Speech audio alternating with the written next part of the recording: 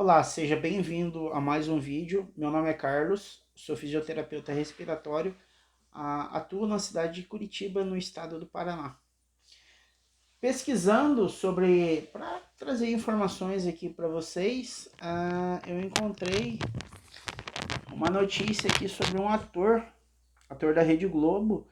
Eu particularmente faz tempo que não vejo mais esse ator, mas uma das novelas que ele trabalhou é a novela O Cravo e a Rosa, que teve ou tá tendo ainda uma reprise na Globo. É o ator Pedro Paulo Rangel. Então, o Pedro Paulo Rangel atualmente está com 73 anos e ele sofre de doença pulmonar obstrutiva crônica. Né?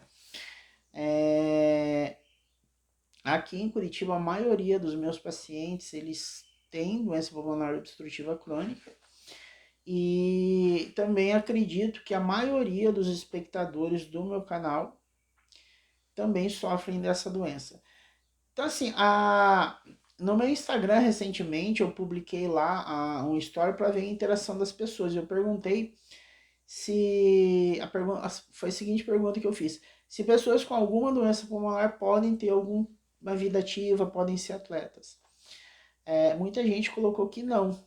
Na verdade, é possível você ter uma doença pulmonar e ter uma vida bem produtiva até. Hoje a gente tem muitos atletas que são ou foram atletas de elite. Um deles é o Fernando Scherer, o Xuxa, que hoje ele está aposentado, mas o Xuxa é asmático. No caso aqui do Pedro Paulo Rangel, ele não é um atleta, tá? Porém, o que eu li sobre as informações acerca da saúde dele, a doença pulmonar obstrutiva crônica não atrapalha de forma efetiva o exercício da profissão dele. Ele relata que está um período afastado por conta da pandemia, só que também, independente de ter ou não uma doença, aos 73 anos, a pessoa tende a ficar mais ativa. Mas pelo que eu vi, ele está relativamente bem, dentro dos padrões do que é a doença pulmonar obstrutiva crônica. Para você que é espectador, deve saber com certeza o nível de dificuldade que se passa quem tem essa doença. E uma das coisas, né, uma das alterações na doença pulmonar obstrutiva crônica que eu vejo, que é muito comum e às vezes difícil da gente, da fisioterapia respiratória, manejar, é o tempo expiratório do paciente. Então, assim, existe uma diferença bem grande na atuação do médico e do fisioterapeuta. Até porque são profissões diferentes, né? Então, o médico e o fisioterapeuta, eles não vão ter a mesma função na equipe multidisciplinar. Quanto a essa questão aí do tempo expiratório de um paciente com DPOC, existe uma justificativa clínica para isso. Questões clínicas competem ao médico. O como o paciente está respirando, que são questões mecânicas, compete ao fisioterapeuta respiratório. Então, assim, o que tem de alteração clínica aí na DPOC? Tem um nível de comprometimento na via aérea. Então, existe obstrução de via aérea na via aérea do paciente. Até por isso, a doença se chama doença pulmonar obstrutiva. Essa obstrução, para você que é leigo, paciente ou familiar entender, é como se a via aérea do paciente fosse se estreitando. Esse estreitamento causa uma dificuldade em puxar o ar, mas também uma dificuldade grande em soltar o ar.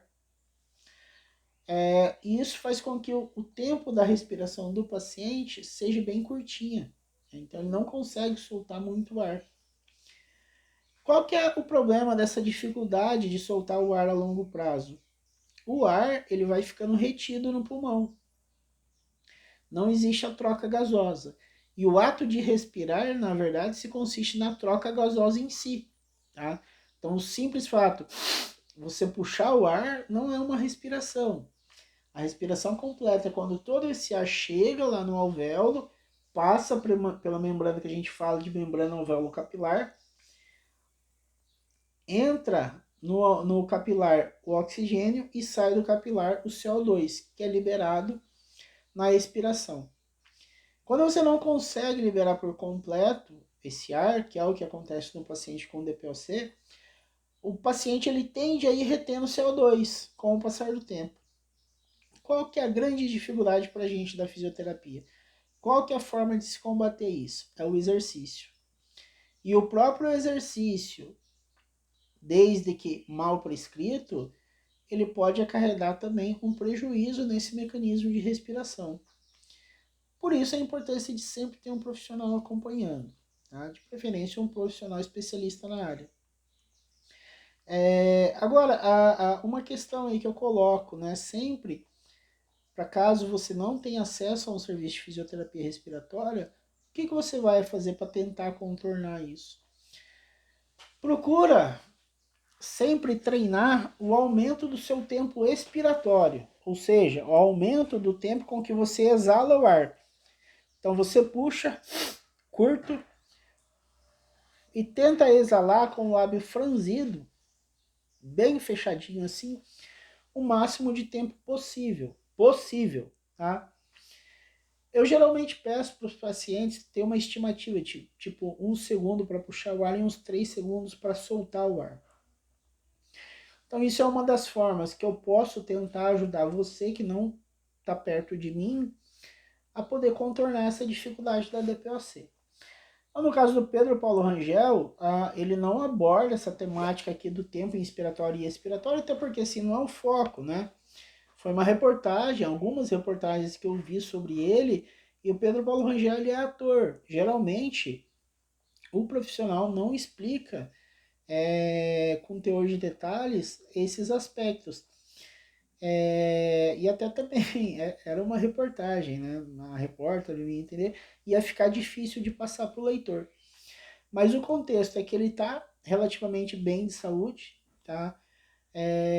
Agora, todos nós sabemos, né? Eu como profissional e você que está me ouvindo, de repente talvez até sinta na pele, que a DPOC é uma doença complicadinha, uma doença chata. E o máximo de cuidado nunca é demais, tá? Então, evitar mofo, evitar a casa fechada, evitar friagem, boa alimentação, ingestão de bastante líquido e movimento na medida do possível. O ideal seria você ter um acompanhamento de um profissional, tá? Infelizmente, não é todo mundo que tem acesso. Então, se movimentar da maneira que pode, tá? Porque o movimento, quer queira, quer não, ele favorece também a nossa respiração.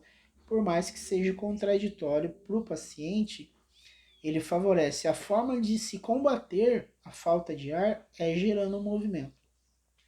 Em especial aí, né, as técnicas de treinamento respiratório, né, então inspiração em tempos, essa, a respiração freno-labial, que é essa daqui, caminhar dentro de alguns padrões de possibilidade e procurar algo que eu sugiro, né, fazer investimento nesse tipo de recurso. É um recurso fantástico para quem tem DPOC, traz uma melhoria grande no primeiro mês de uso. Então o Power Breath, ele é um investimento que vale a pena, tá?